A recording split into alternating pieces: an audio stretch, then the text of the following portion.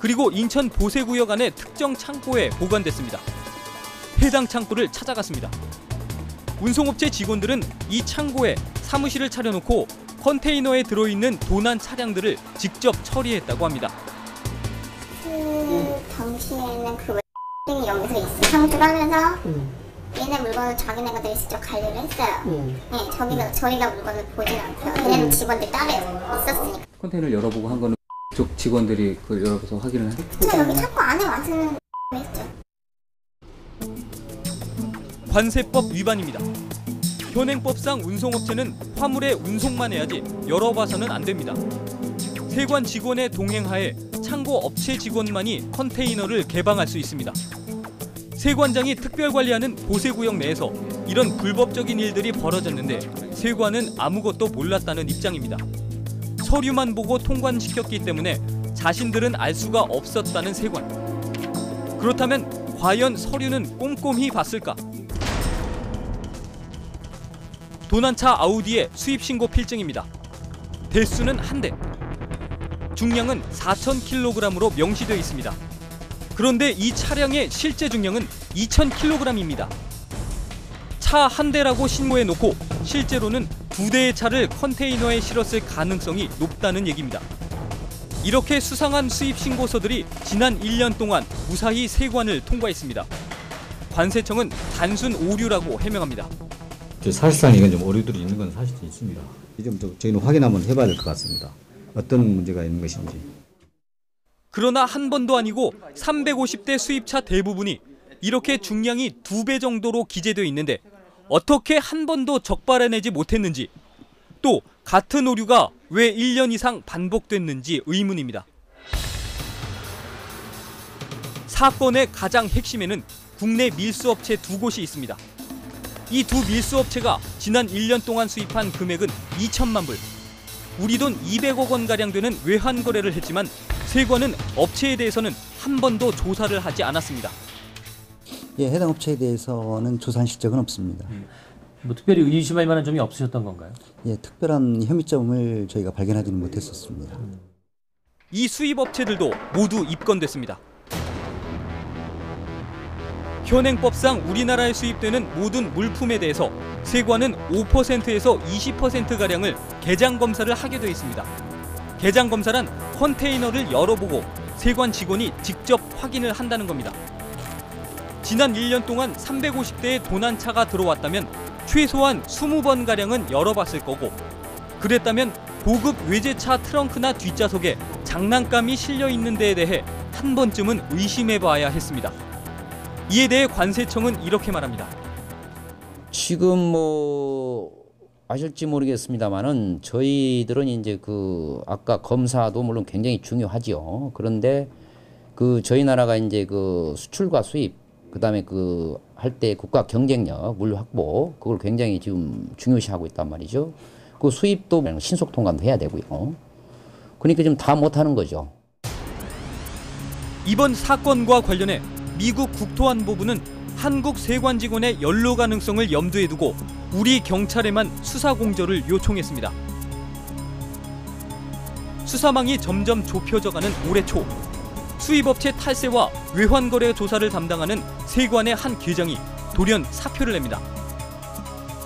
이 계장은 자동차 수입업체들의 탈세 여부와 외환거래 등을 주로 조사해왔던 직원입니다. 그리고 지난해 수입 통관과 조사 업무를 담당했던 세관 직원 5명이 역시 사표를 쓰고 세관을 그만둔 걸로 경찰은 파악하고 있습니다. 그러나 경찰은 세관 직원들의 연루 여부에 대해서 의혹만 가지고 있을 뿐 세관의 수사 협조급으로 이들에 대한 조사도 하지 못했다고 밝혔습니다.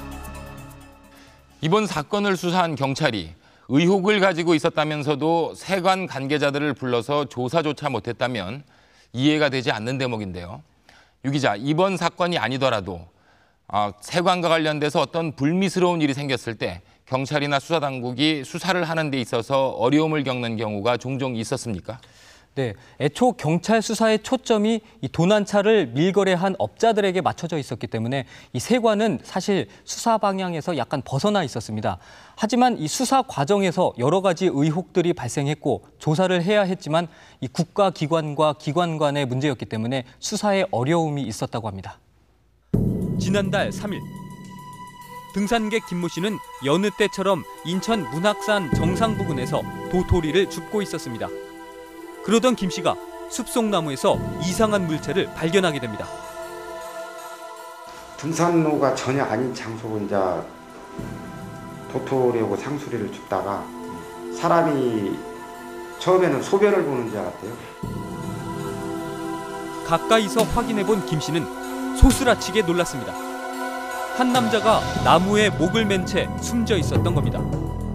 정장 잠바 차림으로 또 등산복도 아닌 가까운 장소 이렇게 불과 한 2m, 3m 거기까지 가보니까 이제 그 노란 끈, 그 노끈이 목에 매 있는 거 보고 112 신고를 한 상황입니다. 이 남자는 왜 깊은 숲속에서 삶의 마지막을 선택한 걸까? 바로 사흘 전 경찰은 인천본부 세관을 압수수색합니다. 세관 직원 김모 씨의 횡령 혐의를 포착했기 때문입니다. 경찰은 김 씨가 업자로부터 금품을 받았다는 제보를 받고 넉 달간의 내사를 마친 상태였습니다. 그런데 압수수색 도중 김 씨가 갑자기 사라져버립니다. 회사 받고 이렇게 좀 들어가신 걸로 알고 있습니다. 회사 얘기를 하고 좀 쉬시겠다 그렇게 하고 가신 걸로 알고 있습니다. 그리고 사흘 뒤 사라진 김 씨가 인천 문학산 숲속에서 변사체로 발견된 겁니다. 우리가 이제 현장에 도착해서 소지품 확인 과정에서 이제 세관 직원이고 월급 내용서서 보고 그게 이제 그래서 확인됩니다. 김 씨가 관리하는 예금 계좌에는 억대의 현금이 들어 있었습니다. 그 통장이 자기 통장이 아니라 또 뭐 동호회 통장이라고 그러더라고요. 그거를 통해 갖고 이제 그런 개인적인 금융거래 이제 그런 거지 업무상은 전혀 상관이 없습니다. 경찰은 피의자가 숨졌기 때문에 공소권 없음으로 수사를 종결했습니다. 사건 이후 인천세관은 철저히 내부 단속에 들어갔습니다. MBC에서 왔습니다. 다름이 아니고 뭐 좀 여쭤보려고. 그거 있잖아요. 예. 우리 지시 받았는데 예. 그 관세청 대변인실로 예. 그쪽에 문의를 해가지고 좀 협조를 받으십시오. 저희가 지시 없이는 예. 저희가 외진을 하지 말라는 분들하고 내려졌거든요. 세관 측은 김 씨의 사망이 업무와는 연관이 없다는 입장을 밝혔습니다. 저희도 깊이는 못 알아봤어요. 알아볼 사이도 없이 이제 본인이 이제 목숨을 끊어갔고요. 또 지인들도 이렇게 많이 연관이 되니까 그거를 좀 힘들어한 것 같아요. 그리고 충동적으로 이제 자살한 걸로 그렇게 저희는 알고 있습니다.